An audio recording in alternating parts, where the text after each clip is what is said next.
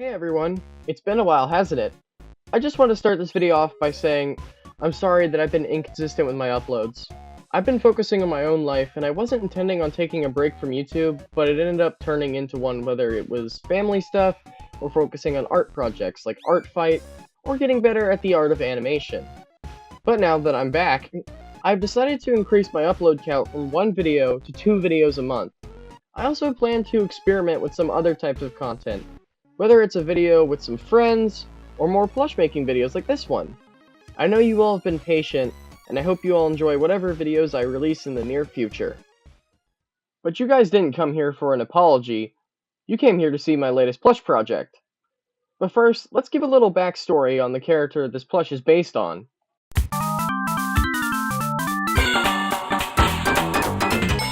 This is Bunnie Rabbot. Before Cream was known as that one rabbit Sonic the Hedgehog character, that role actually went to Bunnie. A rabbit with a southern accent that was last saved from being turned into a robot. She was one of the few characters from the 90s Sonic cartoon called SonicSATAM, or Sonic Saturday Mornings, as it was based off of a TV block of the same name. She was voiced by the late Christine Cavanaugh, who was also the voice of Dexter from Dexter's Laboratory. My stars! She wasn't at the main play, so I came on back. You need a power ring. Times a metal body comes in handy. Oh, Sonic, that is so exciting. After SATAM, Bunnie would exclusively be a character only in the comics, making a handful of cameos in the games like Sonic Spinball. Okay, with that out of the way, let's start in the beginning.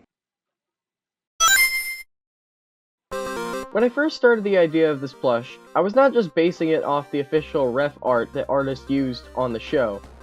I was also basing it off 2 other Bunnie plushies that were fan-made, those being the one from RetroLast on Twitter, and the other by Garnamoronko Toys on Etsy. And those were the only public ones on YouTube that I was able to find. There's probably a bunch of them, but I could only find these 2 online. Along with those 2, I was also basing it on the Kelly Toy Sonic plushies that I grew up with and still have to this very day.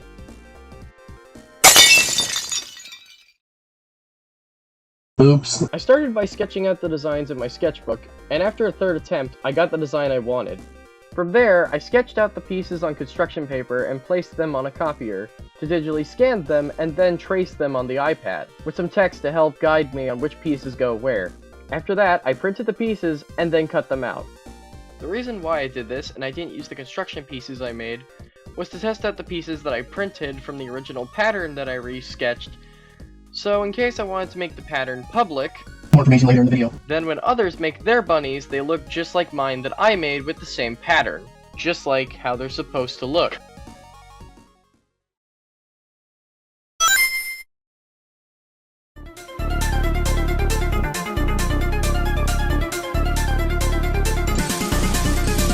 Now keep in mind that I didn't get my pattern just right for certain pieces of the plush. That's what prototyping is for. You see, when you make a plushie, you don't just make the pattern and immediately put everything together. You make prototype bits of your plush to see if the pattern needs pieces of the pattern to be updated or not. I would highly recommend that if you're gonna make a pattern based on a character, or maybe one that you've already made yourself, you should definitely prototype.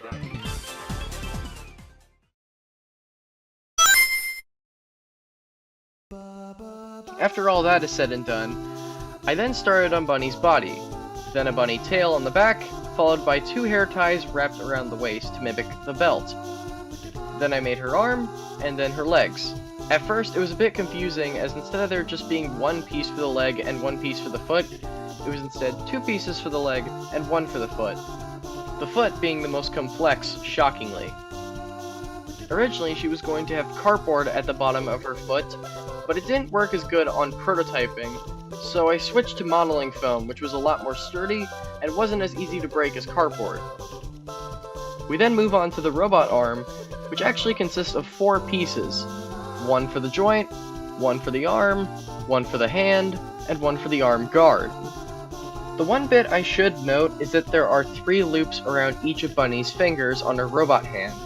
So if you're using a sewing machine to make this plush, this should be the only time you would need to hand stitch for this plush. Hand stitching to stitch a hand. That's funny. Ugh. Bunnie's head. This was the first roadblock when making this plush. In the first version of the pattern, it was originally planned to use the onion shallot method. 6 shallot pieces of fabric sewn together to make a head, with the muzzle added at the bottom. But every time when I attempted to make this head using this method, it would just end up with a pumpkin. I'm serious. Every time. I have made 3 different attempts at this head, and they all have resulted to looking like a fricking pumpkin. So in the final pattern, I just made a giant circle head, where the muzzle just goes onto the head's face. This was a smart decision on my part, as it looked just like how I wanted the plush to originally look, in my favor. From there, I moved on to the muzzle, which at first, I wanted it to be 3D, but it ended up just looking like that Sonic ring meme. So I just switched it to a flat piece with cheek fluff on the sides of the head. Up next is the eyes, which I layered the irises on top of the eyeball, and then the eyelids on top of the eyeball again, but this time I sewed around the eyeball instead of directly on it to give the eyelid some more depth. The eyelashes were added onto the sides of the eyelids, which were made out of mesh. Next up is the whiskers. To make these, I took a plastic wire, put it on a paper towel, and covered it top to bottom in Sharpie before hot gluing the whiskers on the sides of Bunnie's face.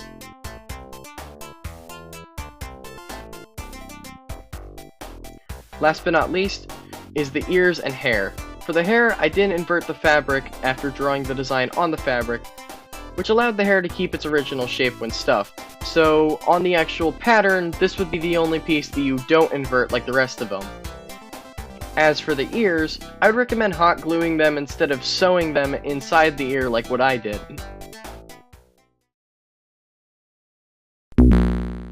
I've been hiding something from all of you guys this whole video. This is the pile.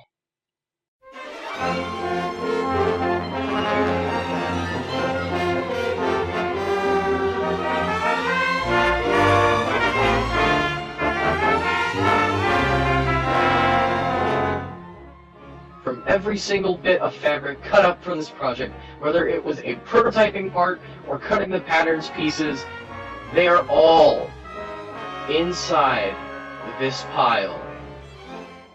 And after all that, after constant months of effort and work, this is the final product.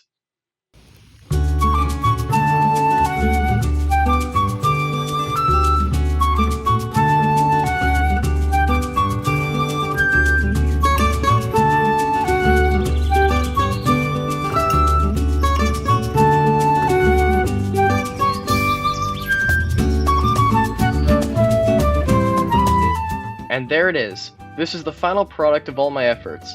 And I'm very proud with how Bunnie turned out in the end. Now, remember when I said I might release the pattern for free for everyone at home? Well, I have a deal for all of you. If this video gets at least 5 comments of people asking me for the pattern, I will add it to the description of this video. So it's up to you guys. If there's any plush makers down there subscribed, then let it be known that this is your decision if you want this plush pattern to be public or not.